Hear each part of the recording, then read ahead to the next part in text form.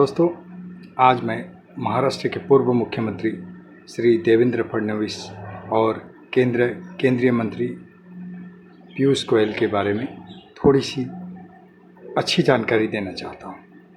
आप लोग शायद इस जानकारी से खुश भी होंगे और आश्चर्यचकित भी, क्योंकि मुझे तो ये जान के ही हैरानी हुई कि पूर्व मुख्यमंत्री देवेंद्र फडणवीस और पीयूष गोयल कर क्या रहे हैं।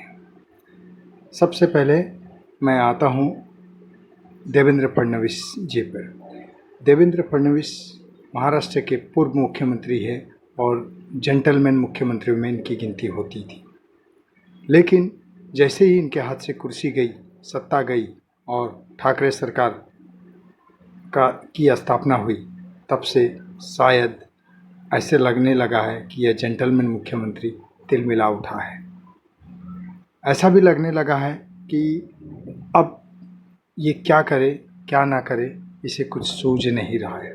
मैं ऐसा इसलिए कह रहा हूँ क्योंकि अभी कुछ ही दिनों में इन्होंने एक आंदोलन की थी कि सरकार फेल है, सरकार हटाओ, सरकार कुछ कर नहीं पा रही है, कोरोना के संबंध में भी फेल है, कोविड-19 के बारे में कुछ नहीं कर पा रही, यहाँ बहुत ज़्यादा मात्रा में पेशेंट मिल रहे हैं। ये पेशेंट मिलना, ये प्राकृतिक आपदा है। मैं फडणवीस साहब से बता देना चाहूँगा कि आपके समय में भी 2019 में पूरे महाराष्ट्र में बाढ़ आई थी, और उस बाढ़ में जब आप उस बाढ़ को नियंत्रित नहीं कर पा रहे थे, जगह जगह अलग अलग ज़िलों से, अलग अलग क्षेत्रों से जब आपके ऊपर शिकायत आ रहे थे, लोग आंदोलन पर उतर आए थे, तब आपने एक बड़े टीवी चैनल पे एक बयान जारी किया था। वो बयान क्या है, आप भी देख लीजिए। शेवटचा मुद्दा मला या ठिकाणी मांडायचा आहे तो म्हणजे मला असं वाटतं की ही आपात परिस्थिती आहे, या परिस्थितीचं राजकारण कोणी करू नये। असं आहे की विरोधी पक्षाचं काम असतं की काही कमतरता असेल तर ती कमतरता दाखवून द्यायची, ती जरूर त्यांनी दाखवून द्यावी, आम्ही ती सुधारण्याचा प्रयत्न करू। पण ही परिस्थिती काही राजकारण करण्याची नाही आहे। राजकारण करण्याकरता अनेक परिस्थिती मिळतील आणि लोकांना अशा परिस्थितीत राजकारण आवडत नाही। मला याच्यात काही फार जास्त बोलायचं नाही, पण जे काही स्टेटमेंट्स येत आहेत किंवा जे काही ग्राउंडवर आम्हाला थोडंसं राजकारण पाहायला मिळतं आहे, तर मला असं वाटतं की एकदा लोकांचं रिलीफ आणि रिहॅबिलिटेशन झालं की राजकारण करायला आपल्याला पुष्कळ जागा आहेत। अर्थात त्यांनी त्यांचा निर्णय घ्यायचा, पण माझं आव्हान असं आहे की आता सगळ्यांनी एकत्रितपणे लोकांना कशी मदत करता येईल याचा प्रयत्न केला पाहिजे। ये था देवेंद्र फडणवीस जी का बयान। आज इस बयान को देखने के बाद मैं इनसे ही यही सवाल करना चाहूँगा कि अब बताइए, आप क्या कर रहे हैं? आपको नहीं चाहिए? इस प्राकृतिक आपदा में सरकार को सलाह देना चाहिए, जनता का साथ देना चाहिए। अगर आपको महाराष्ट्र से प्रेम था तो आपको इस तरीक़े का हरकत नहीं करना चाहिए था, सरकार गिराने की बात नहीं करना चाहिए था।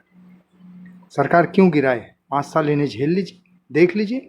अगर ये फेल होंगे तो खुद गिर जाएंगे, अगर ये चल जाते हैं तो आपका नंबर नहीं आएगा, बस इतना ही फ़र्क है। लेकिन आप चिंता क्यों करते हैं? आपके सिर पे तो केंद्र सरकार का हाथ है, तो आप निश्चिंत रहिए। आपको महाराष्ट्र की कुर्सी नहीं मिलेगी, लेकिन केंद्र में कोई जगह तो मिल जाएगी। लेकिन आप सरकार गिराने की बात ना करें।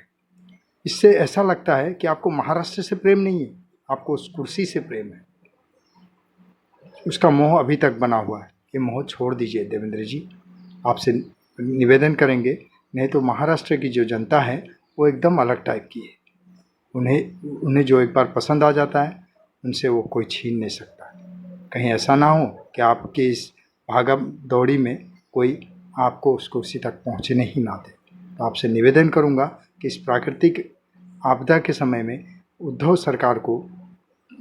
सरकार से क्या नहीं हो रहा है, क्या गलतियां कर रहे हैं, उनको सलाह दीजिए। आप एग्जाम्पल के लिए देख लीजिए ना, राज ठाकरे जी को, कम से कम वो हंगामा तो नहीं कर रहे हैं, वो सलाह देते हैं। अगर उन्हें कहीं कमी नज़र आती है तो वो सलाह देते हैं, आप भी सलाह दीजिए। तो आप क्यों आंदोलन पे उतरे? सरकार गिराने पे क्यों उतरे? आप राज्यपाल के पास क्यों जा रहे हैं? आप राज्यपाल से ये बोल रहे हैं कि राष्ट्रपति शासन लगाएं। महाराष्ट्र में, आप भी महाराष्ट्र के हैं, महाराष्ट्र में राष्ट्रपति शासन। जनता वैसे ही कोविड-19 से परेशान है और उसको आप परेशान करना चाहते हैं। हैरानी है। मैं तो आपको बहुत जेंटलमैन समझता था, लेकिन आपकी इस हरकत ने सबको हिला दिया है। आप सोच लीजिए, जनता के दिमाग में ये बात बैठ गई है। उम्मीद है आपको मेरी बात समझ में आ गई होगी। अब मैं बात करूंगा पीयूष गोयल का, रेल मंत्री। इनके बारे में जब उद्धव जी ने अभी हाल में ही कहा कि मैं इनसे 80 ट्रेन मांग रहा हूँ, ये 40 ही दे रहे हैं, लेकिन तब इस बात पे तिलमिला उठे थे। तिलमिलाने का कारण क्या था? आप उस हकीकत को चेक करना चाहिए था कि उद्धव जी सही बोल रहे हैं कि आपका आंकड़ा सही है। आपको याद है, एक टीवी चैनल पे छत्तीसगढ़ के मुख्यमंत्री भूपेश बघेल जी ने आपको सरेआम लाइव में कहा था कि आप इतने बड़े पद में बैठ के झूठ बोलते हैं। ज़रा ये वीडियो भी आप देख लीजिए। पीयूष गोयल ये कह रहे हैं कि आप लोग ट्रेनों की अनुमति नहीं दे रहे हैं। आपने 10 ही ट्रेनें मांगी और वो आपको दे दी गई है। अब इतने बड़े जगह में बैठ के इतना झूठ बोलेंगे, मुझे उम्मीद नहीं थी। हम लोगों ने 30 ट्रेन की मांग की थी और अभी तक के हमारे यहाँ 9 ट्रेन पहुँच चुका है। और सबसे पहले ट्रेन की बात तो मैंने, आपने देख लिया किस तरीके से भूपेश बघेल जी ने पीयूष गोयल को सरेआम लाइव चैनल पे झूठा करार दे दिया। और एक एग्जांपल मैं आपको और देता हूँ, अगर इनकी मानसिक स्थिति ठीक नहीं है तो इन्हें ट्रीटमेंट की ज़रूरत है, या आराम करें, रेस्ट करें, या केंद्र सरकार से निवेदन करूँगा कि ऐसे तिलमिलाए हुए मंत्रियों को अब रेल मंत्री के पद पे ना बैठने दें, क्योंकि इसी का नतीजा है कि आज महाराष्ट्र से ट्रेन निकलती है गोरखपुर के लिए और वो पहुंच जाती उड़ीसा में। और ट्रेनों की रूट जब बदल जा रही है और इन पे ध्यान देने के बजाय वो इस तरीके के झूठ और सच करने में लगे, रात के 2 बजे 10 ट्वीट करते हैं। इनको ये भी तो समझना चाहिए कि रात को कौन उसे जवाब देगा। इतने तिलमिला गए, इनकी नींद उड़ गई उद्धव ठाकरे जी के एक बयान से। आप ज़रा देखिए आपकी ट्रेन की स्थिति क्या। आपको भी एक वीडियो दिखा रहा हूँ, देख लीजिए। दरअसल भारतीय रेलवे की एक बड़ी लापरवाही सामने आई है। दरअसल पालघर जिले के वसई रेलवे स्टेशन से गोरखपुर के लिए चली ट्रेन गोरखपुर जाने की बजाय ओडिशा के राउरकेला पहुंच गई।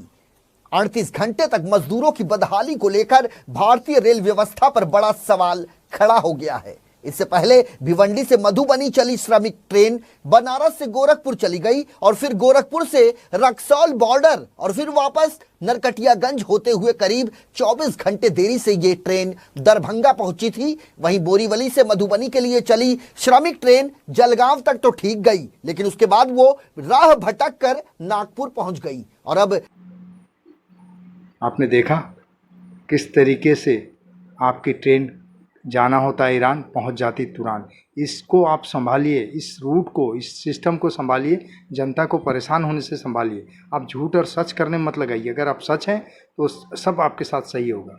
अगर आप सच में झूठ है तो आप रात के 2 बजे क्या, रात भर आप ट्वीट करते रहिए, आपकी बात कोई मानेगा नहीं। पीयूष गोयल जी, इस बात को आप ध्यान दीजिए, ठंडे दिमाग से काम कीजिए। आपको तो आपके प्रधान का अनुसरण करना चाहिए। वो कितने भी परेशान हो जाते, जवाब नहीं देते, चुपचाप काम करते हैं और उस काम को सीधा कर लेते हैं। आप भी कीजिए ना। आप क्यों इसको सच और झूठ करने में अपनी बेइज्जती करवा रहे हैं? इतने बड़े पद पे बैठ के आपको ये शोभा नहीं देता है। उम्मीद है आपको भी मेरी बात समझ में आ गई होगी। दोस्तों, विदा लूँगा। जय हिंद, जय महाराष्ट्र।